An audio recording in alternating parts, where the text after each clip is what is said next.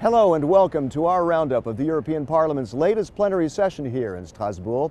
The week saw intense debate on the EU budget, action on judicial reform, confirmation of the new health commissioner, and the winner of the annual Lux Film Prize. We begin with the battle of the budget. European leaders are intensely debating the multi-annual financial framework for 2014 to 2020. It ends in a milestone year when the EU aims to achieve its 2020 plan for a more competitive, innovative, and greener economy. It's not a 7-year budget, but the basis for deciding on annual spending, with the 2020 goals in mind, as well as efforts to put Europe's economy back on track. EPP Group Chairman Joseph Daul says you can't have more Europe with less money. He pressed EU leaders to settle their differences and reach a deal on the framework as well as next year's spending plan. Dear colleagues, we're at a crossroads. Either we learn our lessons from the past 60 years and work together to relaunch a Europe around peace, solidarity and competitiveness, or we enclose ourselves in selfish and nationalist positions and will go down together. Rainer Böge, the group's rapporteur on the budget framework resolution passed by the plenary, says the pressures and the stakes are high. At issue, whether the EU should raise, freeze, or cut the spending plan, they could amount to €1 trillion over 7 years, only about 2% of all public spending. The Parliament is pushing for a small increase. The debate showed that the Parliament, with a large majority, is unified and consistent with the October report. We are ready for compromise, but compromise also has its limits. The European Parliament plays a key role negotiating with the European Council to hammer out the framework. Meanwhile, the clock ticks. Without an agreement next year, the 2014 budget will be limited to a 2% increase for inflation. EU Budget Commissioner Janusz Lewandowski discussed the budget battle in a meeting with fellow EPP members. What is at stake when we are negotiating the European budget, that is also the investment predictability for Europe for 7 years, and especially for this year and for the next year, the crisis year. My anticipation is that the leaders of Europe are coming to Brussels with goodwill, really, to give evidence that they're able to act, and then to go to the Oslo Peace Nobel Prize ceremony as deserved reward. From budget battles to legal battles, there's an effort to make it easier for consumers and businesses alike to sue cross-border. It's seen as a breakthrough that breaks down barriers to Europe's single market. The Parliament approved new rules governing the jurisdiction of courts in civil and commercial matters. The so-called Brussels I regulation establishes common rules, laying the foundation for a European judicial area.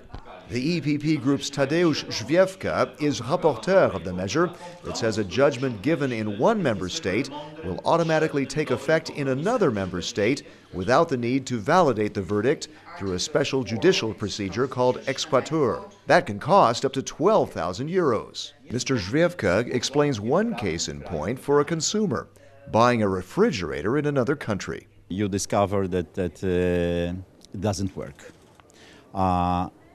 You can sue the company which produced this fridge in your country, in your own language, and be able to enforce the judgment in the country when you bought this fridge. I think that is very, very important for our citizens, for our consumers.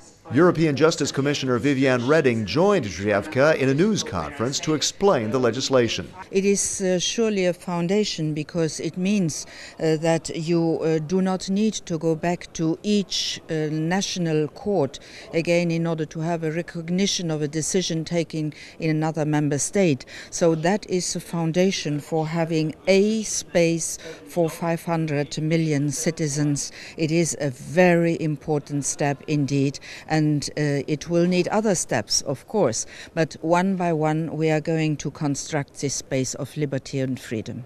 The reform is expected to save some €47 million a year.